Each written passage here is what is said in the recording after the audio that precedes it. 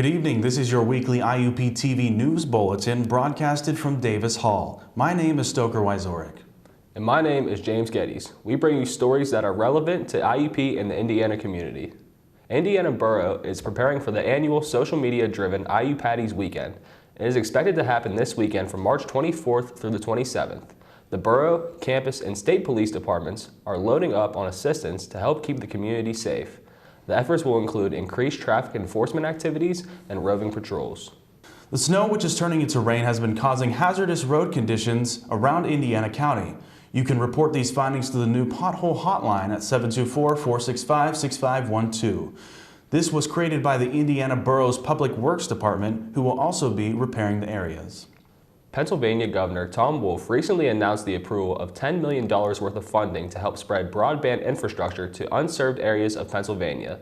The grant was made possible through the Unserved High-Speed Broadband Funding Program. The funding will help 19 different projects receive middle to high-speed internet connections. The Pennsylvania Department of Conservation and Natural Resources warned state residents of a higher chance of wildfires this spring. Secretary Cindy Adams-Dunn says this due to the prediction of low rainfall in some areas of the state. The organization also wants people to know that 99% of wildfires in the PA Commonwealth are caused by humans. Miami Beach, Florida has declared a state of emergency due to concerns about spring break crowds after 2 shootings over the weekend. The mass influx of crowds into the city have caused concerns for safety, resulting in higher police presence and a curfew. The curfew will remain in place until March 28th. This is the second year in a row that Miami has had to declare a state of emergency due to spring break visitors. A tornado in New Orleans is making a few people dizzy this week after destroying homes, knocking out power, and prompting the search for missing residents. The widespread studies on tornadoes in other areas, such as Oklahoma and Texas, also show that as the average temperature of Earth rises, so will the likelihood of more extreme weather patterns. There are also concerns over possible damage on the Portuguese island of Azores, where small earthquakes have been rattling the area for a few days now. Experts believe that these tremors could trigger a megathrust earthquake and volcanic eruptions. Authorities are urging people not to travel to these areas. Tesla co-founder Elon Musk has opened a major electric car gigafactory in Berlin. This factory is the biggest investment of a German car plant in quite some time. The plant will produce 500,000 cars annually, which is more than Volkswagen's 450,000 cars sold in 2021. Elon Musk says that this is another step in the direction of a sustainable future.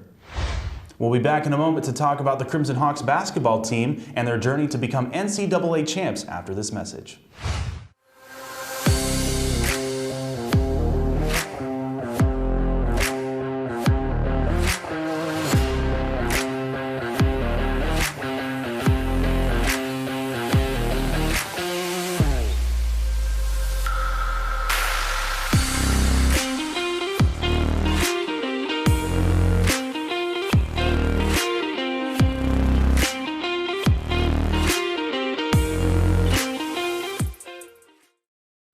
In case you missed it, the IUP men's basketball team won the PSACs for the 3rd straight time.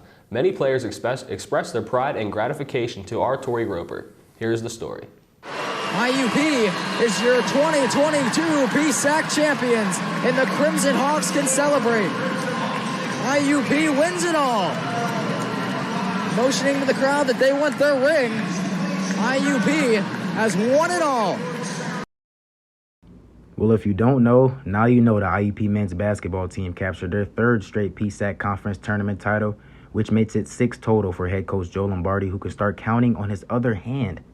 What Coach Lombardi has brought to the program during his 16-year tenure is a winning culture, a culture that has been passed down and implemented in every player and coach that has stood by his side on this run. Great culture comes with lofty expectations on the court here at IUP. Junior guard and all-PSAC West first team selection Dave Morris touches on why he believed they would get here. This is our culture, and I'm glad I can just keep bringing that culture in practice and working hard. We knew that this is one of our milestones that we wanted to do this year, so it means a lot. Making goals and achieving them is one of the best feelings, but not every goal comes smooth sailing, though. And PSAC Athlete of the Year Armani Foster, who's been a part of the team during this three-peat, knows that. Armani discussed with me about how they overcame obstacles throughout this season. This year was the most important year to me because we all came together. We all had lot of adversity. We overcame a lot. Like, a lot of people had deaths in their family. A lot of people, like, just sat out injuries. Shondell tore his ACL. And, like, Dallas, the freshman, had to step up. So, like, people like that, just showing them what it takes to win a championship, that's what it means the most to me. So.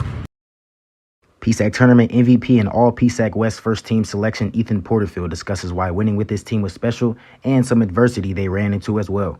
But he faced absolutely no adversity from three-point land, shooting a blistering 51% to lead the conference and fourth in trays made a game.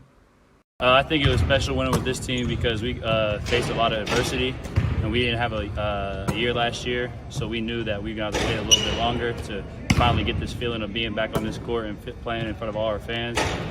And we just come every day and battle, and this is just, yeah. This is just, yeah. I think what Ethan wanted to say was, this is just light work for them. This is what they do. Dominate the PSAC every year and end up cheesing with the trophy at the end of conference play. Next year, we'll probably be having the same exact discussion. Those three all PSAC West first team members are coming back. So is PSAC Rookie of the Year Tomawa Solomon providing the spark, and fearless freshman Dallas Diller pulling from the park. Not to mention Shondell Jones, who was dropping 25 a game before a season-ending injury, will be coming back also.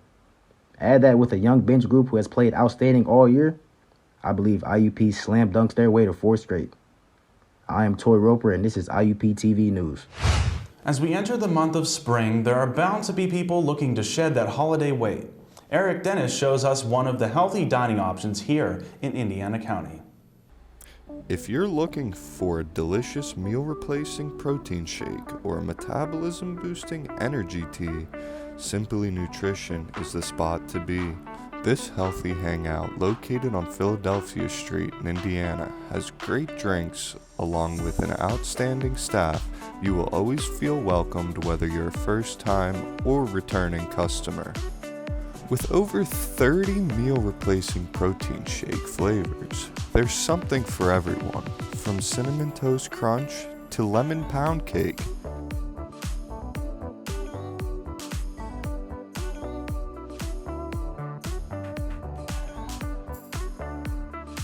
One of the owners, Todd Haley, says his sole purpose of opening this business was to bring healthier alternatives to Indiana. Because it's giving people of Indiana and the students of IUP an opportunity to have more of a healthy lifestyle, have more healthy choices when it comes to their food, as well as something quick, easy, come in, you get your shake, you have all your vitamins, all your minerals, protein, everything all in one. You're going back to work, back to class, get your boost you need for the day. But mainly it is just the only real healthy option that Indiana has. Along with shakes, Simply Nutrition makes metabolism-boosting energy teas with BCAA amino acids and vitamins to make you feel more energized and healthier.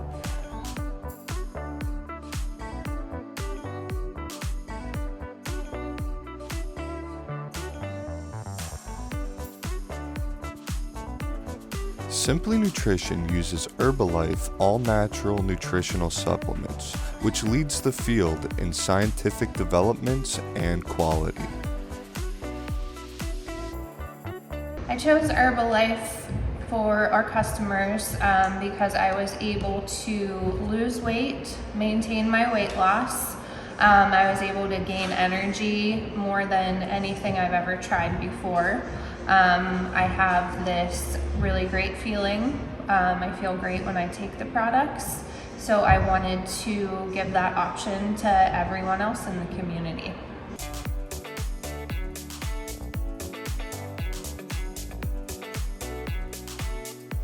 Simply Nutrition also offers yoga classes every Saturday morning, serving shakes, teas, and protein waffles afterwards.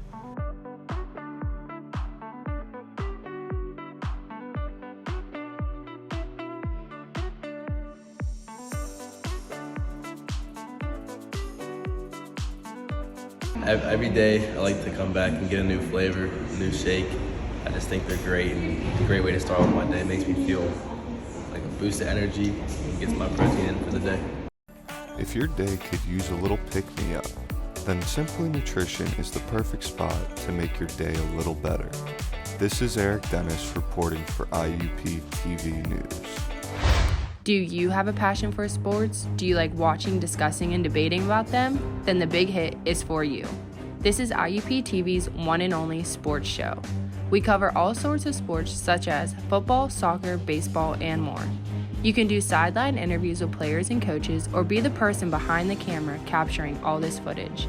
This year, The Big Hit is teaming up with Sports Production to get up close and personal with IUP Sports. If you have a passion for sports, The Big Hit is for you. At IUP, there are many clubs to choose from, despite the narrowing effects of the coronavirus pandemic. Among them is the WIUP-FM Radio Club, which has seen a significant evolving of its customs. IUP's Michael Surma has the details. College radio began as a non-commercial educational station where alternative rock made REM, U2, and The Cure famous. In 1968, IUP built a new radio station and signed on air October 9, 1969 from Davis Hall. WIUP-FM offers multiple styles of music including rock, country, pop, jazz, hip-hop, and more. It is a community radio station run by volunteers.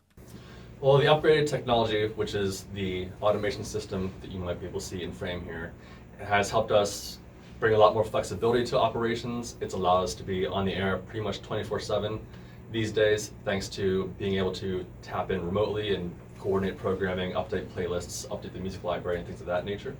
So it's allowed us to be a lot more consistent in terms of what we put over the air. As far as programming changes are concerned, this semester we've moved away from strict programming, which means every day the same time slot is the same type of program, same format. And instead we've gone for more free-form format, which allowed students to be a little more creative, a little more open in terms of how they want to shape their shows. And so that's helped to bring a lot more students into the station to get involved, and it's also helped to bring a lot more diversity to the airwaves as well. We know that our competition at this point isn't just other radio stations, but it's all the other media that are available online, right? Students and everybody else has access to all the recorded music that's commercially available on streaming services. Why are people going to listen to our station?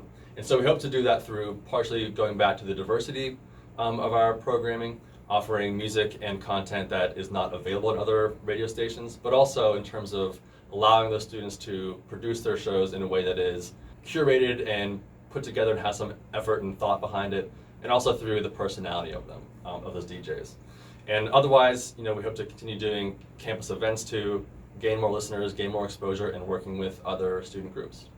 Here at WIUP-FM, DJs create their own shows. There are also off-air members who manage the station's website, choose new music, and produce promos. Yes, I do enjoy hosting the news show. I like that we're trying to get lesser-known artists' names out there and play their music. I think that's pretty cool. Many students can participate, and it is easy to become a member of the organization. So I DJ a show every Tuesday from 11 a.m. to 1 p.m., and I mainly play classic rock, and also add some rotation hits in there, and I'm also in charge of the website, and I also run the social media for the station. I started out sophomore year, I believe it was, with my own show, and then I think I was also a member of the web team and the music team, where we tried to find new music for the station. And then once our web director left, I took over that role. WIUP-FM brings an engaging learning experience. Any student from any major can participate.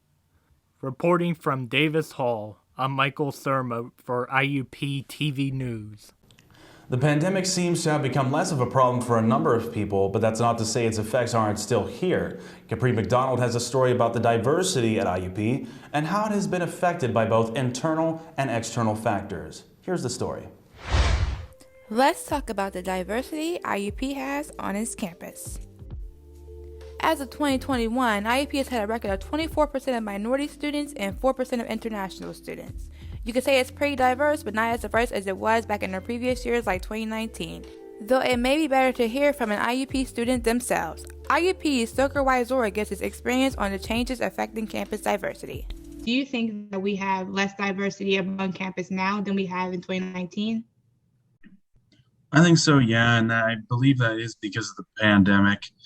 I've noticed that certain times whenever I've gone to the gym and I've seen people normally that would be from around here, but not from somewhere, say, in a different area, I've been hearing more local accents, things like that. I've also been seeing less diverse involvement from people of other origins, of ethnicities, of less variety of different backgrounds, such as the countries they live in and stuff. I was actually asked by this one guy at the gym about some stuff because he had no one else to talk to that he could relate to as easily. And he said a lot of his friends have left as well. So that's something to keep in mind. I do believe that the diversity has gone down because of COVID, as well as the certain layoffs that have happened recently here at IUP. Okay, thank you.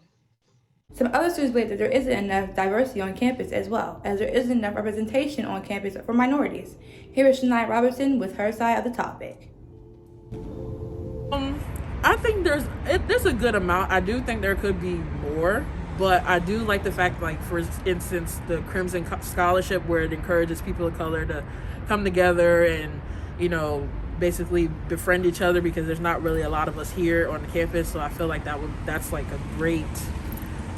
great start to encourage diversity. So I would say one way to improve on diversity, more specifically like with people of color, to maybe have more more inclusivity on events, because we only be having like one event for for Black History Month. We only have one thing. There wasn't really much, there was nothing in the classrooms. Nobody really said, "Oh, happy Black History Month," or there wasn't any recognition towards Black history. It was just, "Oh, it's Black History Month, I'm gonna put one event." But I would think that maybe to include more seminars, more events to put Black people on the spot to talk about their experiences of being a Black person, especially on the PWI campus, or just experiencing what it's like being Black in America. Thank you.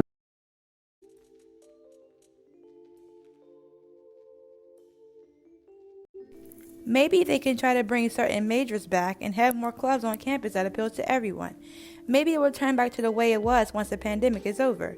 We don't know what IUP can do to gain such a lively and diverse campus back, but we hope they can do it soon. I'm Capri McDonald, signing off with IUP-TV News. After the break, we will talk about what students think of campus mask mandates being dropped. Stay tuned. Looking for some new entertainment? Check out IUP-TV today.